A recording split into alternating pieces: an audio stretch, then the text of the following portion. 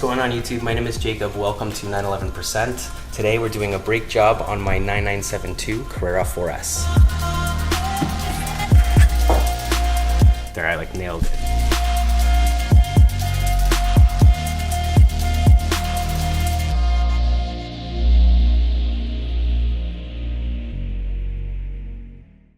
Yes, that's right. The car did fail the provincial safety inspection because of a set of wiper blades that needed replacing, but also the lousy and unfortunate state of the rear rotors, which all came to me as a big surprise. Totally goes to show that even with the most thorough pre-purchase inspection, things could totally be missed.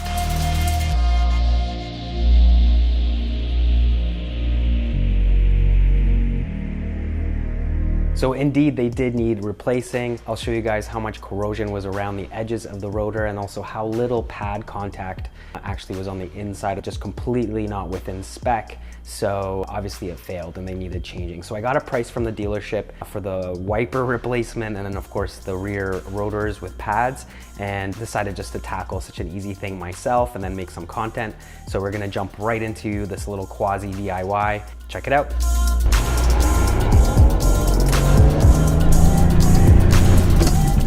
So right now I'm in the parts van, also known as the 993 Carrera 4S. I'm heading to a local parts supplier place that deals specifically with German auto parts to grab the rotors and the pads.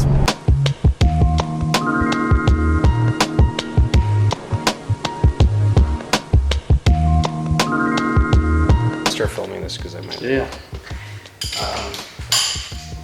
So here we are back in the garage about to replace the rear brakes. Here's a quick run through.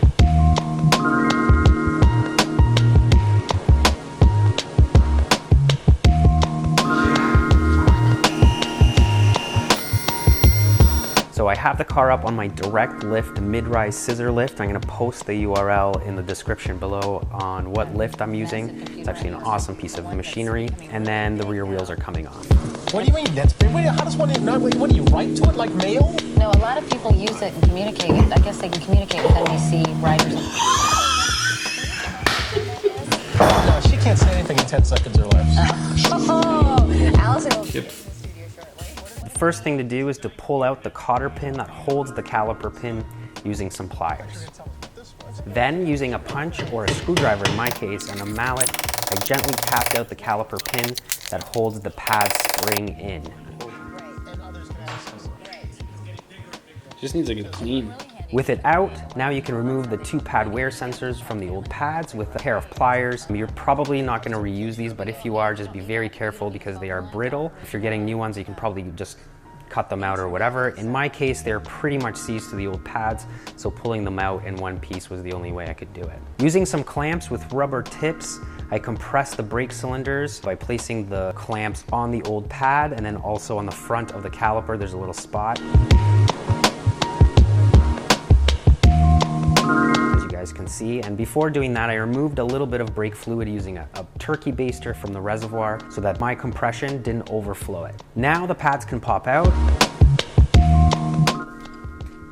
And we can grab a number 8 hex bit to remove the two caliper bolts.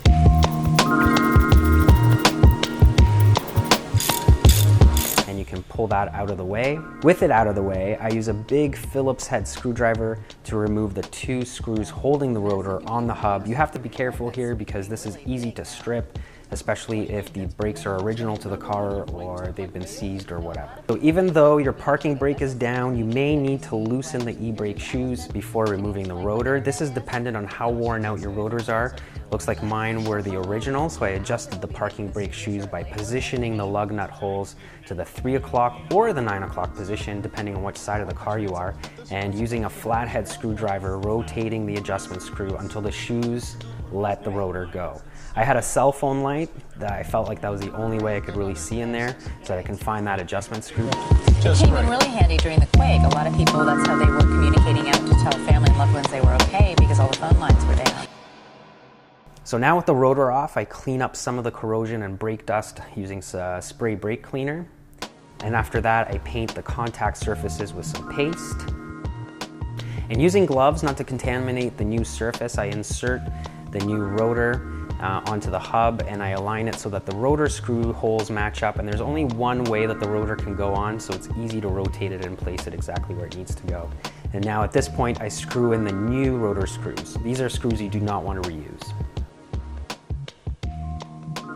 Then install the caliper back onto the hub with some new caliper bolts. Porsche recommends not reusing your caliper bolts, and then you want to torque them down to 69 foot-pounds.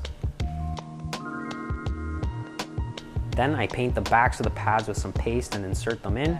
All 4 pads will be identical, so don't freak out, and they only go in one way. So now I replace the pad spring and insert the caliper pin the reverse of how it came out. So I actually tapped it in from inside the wheel well out, and I gave the pin a clean with some steel wool before I got started, and that really helped how it came back.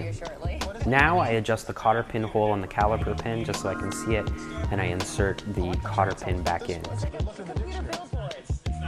I slide in the pad wear sensors carefully, but to ensure that they click into the pads, and then I route the wires the same way the old sensors were routed. And in order to do that, I basically leave the old sensors plugged in, and then I route the new ones as I go. Now you have to adjust the parking brake pads by rotating that adjustment screw through the lug nut hole until you cannot spin the rotor and back it out 4 clicks. At this point, I also tested the e-brake handle in the car to see if it was tight. And then I do the exact same process on the other side, keeping an eye on the brake fluid reservoir in the trunk, just because if you're compressing the cylinders in the calipers, especially if your brakes are low, you're going to be pushing a lot of fluid back up into that, and you do not want it to overflow. So having a turkey baster, lots of paper towels, and a nice bin to keep everything in there will make that smooth. And then you throw the wheels back on, you torque the bolts to 96 foot-pounds, lower the car, and you're good to go with a bedding procedure. All right guys, so I'm back at the shop getting re-inspected. I ended up swapping the rears only because that's what didn't pass, but I did buy components to swap the front brakes as well, rotors, pads, sensors, everything. So I'll do that next week sometime so that everything is fresh on all 4 corners. So stay tuned for that video coming out at some point. I just hope the inspection goes well and I can get my certificate. Fingers crossed.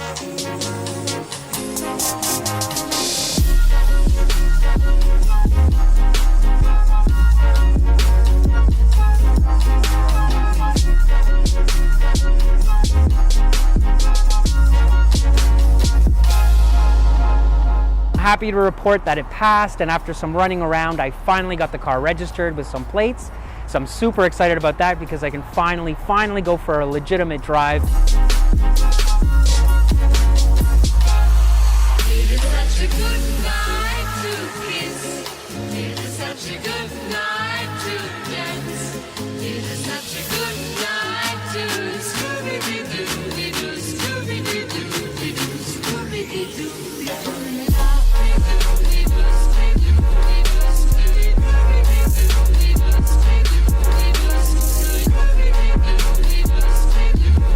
I'm taking the long way home today, and I'm going to end the video here to enjoy that drive. So thank you so much for watching.